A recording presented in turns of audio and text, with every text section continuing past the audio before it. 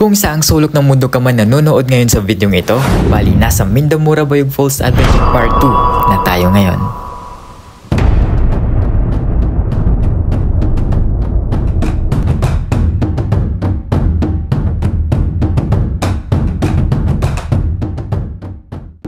Marami akong hindi na ipaliwanag at naibigay ng mga impormasyon patungkol sa Mindamura Bayog Falls, kaya dito ko na lang sa Part 2 ipapaliwanag lahat. Pero bago ang lahat, saan nga ba tayo huminto sa Part 1?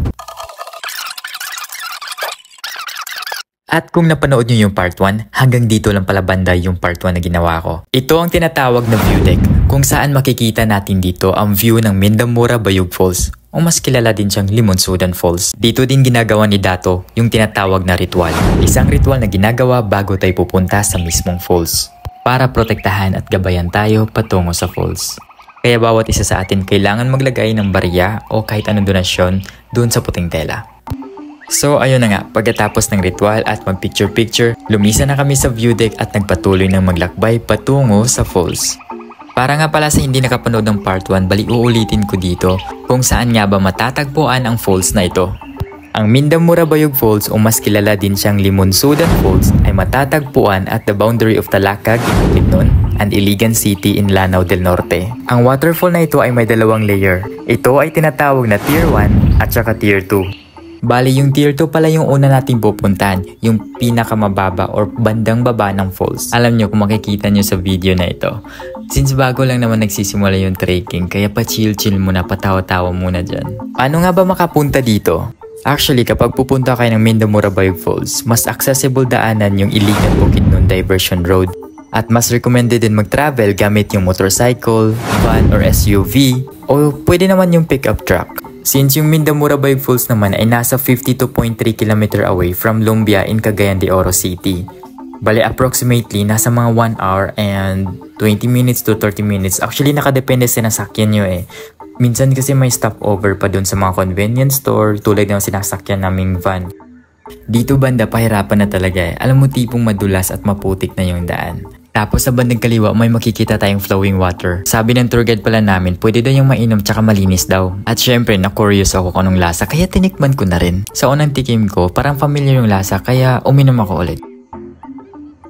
Ay oo nga be, yung sinasabi ng tour guide na lasang mineral at malamig pa yung tubig, sarap inumin. Actually may nakita akong ibang video bago pa naman ako makapunta dyan. Yung uminom sila ng tubig dyan since buhay pa naman sila hanggang ngayon kaya tumikim na din ako pagdating dyan. Alam nyo dito banda, nagsisimula na talagang pahirap ng pahirap yung daan. Pero in fairness kahit pahirap na yung daan, may kakayahan pa rin mag-smile. Ganyan tayo ka-power babe, kahit nahihirapan na tayo sa buhay. Ismile lang natin yan. Kasi alam nyo, noon ko lang talaga gustong mag-trekking, mag-hiking, mag-camping, mag-biking, at kahit ano-anong pa yung mga ing. Basta, ikaw yung kapiling. Ay! Alam nyo yung tipong palapit ng palapit tayo sa falls. Pahirap din ng pahirap yung trekking natin. Tapos may mga perks na kailangan natin gumapang para di tayo madulas.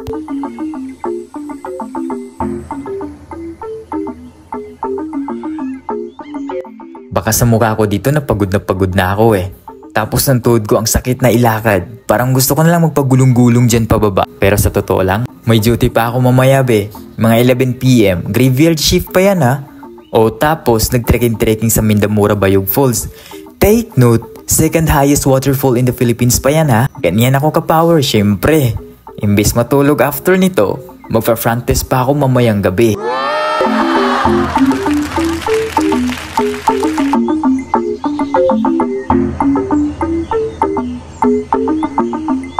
Nahihirapan na talaga ako dito dahil masakit na talaga yung tuhod ko. Eto namang si Ramilat na kasama ko sa trabaho. Tinanong pa ako kung okay pa ba daw ako. Siyempre sumagot ako, oo, goods na goods pa. Kahit nahihirapan na ako, sinimulan ko to, kahit tatapusin ko to. Siyempre walang susuko. Adventurous na tao talaga ako. Mga favorite movies ko nga usually mga adventure na genre. Or kahit nga mga binabasa kong libro. Naniniwala ka ba sa salitang gumala ka hanggat bata ka pa? O ibig sabihin sa Bisaya para sa amin, laag mintras bata pa. Alam niyo kung bakit ginagawa ko to? Alam niyo kung bakit gala ko ng gala? Alam niyo ba kung bakit ganito yung mga ginagawa ko? Dahil hindi ko kasi nakikita yung sarili ko na ginagawa ko ito sa edad na 50 o mahigit. Kaya hanggat nasa murang edad pa ako, Gusto kong gawin lahat ng gusto kong gawin sa buhay. At gusto kong puntahan lahat ng mga lugar na hindi ko pa napuntahan sa buong buhay ko. Siyempre may bucket list ako be. Yung tipong kapag napuntahan ko to check. Susunod na puntahan ko ito naman. Tapos pagkatapos na to ito naman. Tapos check na agad. Yung mga ganong bagay be. Tapos lahat ng mga napuntahan kong lugar. Tapos mga experiences ko. Gusto kong i-share dito sa channel ko. Ganun lang kasimpleng buhay ang gusto ko at nagpapasaya sa akin. Sa inyo ba? Ano bang nagpapasaya sa inyo? Bali dito banda may nakita na kaming ilog. Isang hudyat na malapit na kami sa falls. Kaya sabi ko sa sarili ko, konti na lang road. Malapit na tayo. Malapit na natin makita yung falls ng parang paraiso. Kaya magpatuloy tayo.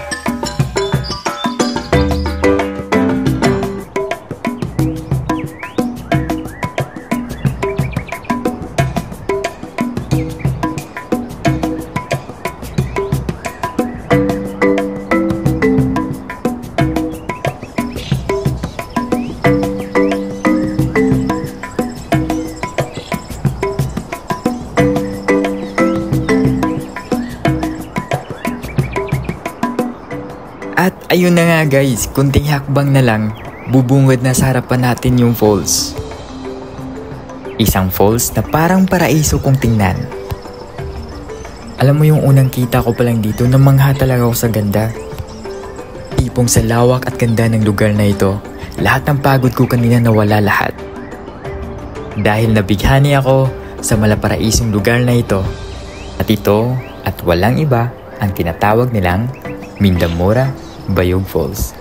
Mas kilala ding Limonsudan Falls.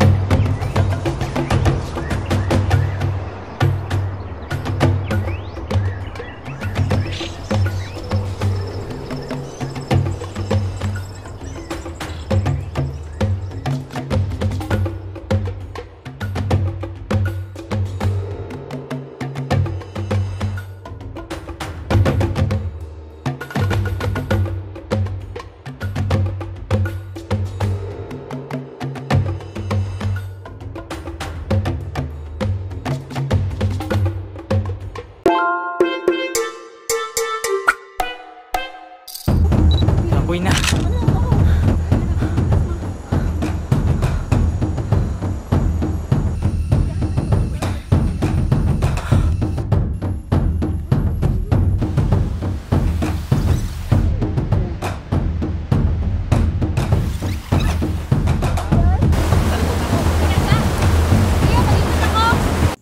Hello guys, bali hanggang dito lang pala yung part 2. Tsaka shoutout muna kay Christine Cotanda, kang Aling Grace Herderos, tsaka kang Noel Labadan.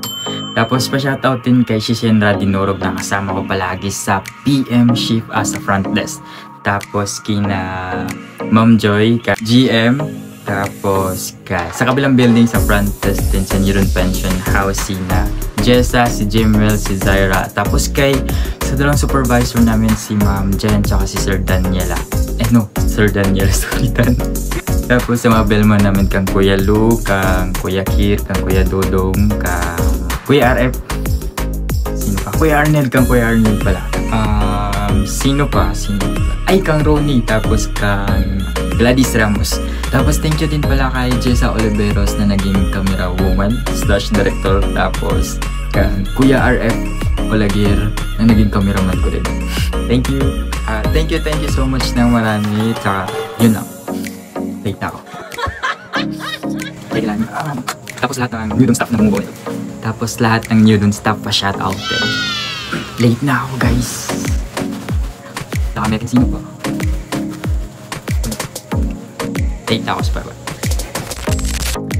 Don't forget to like and subscribe. Bye bye.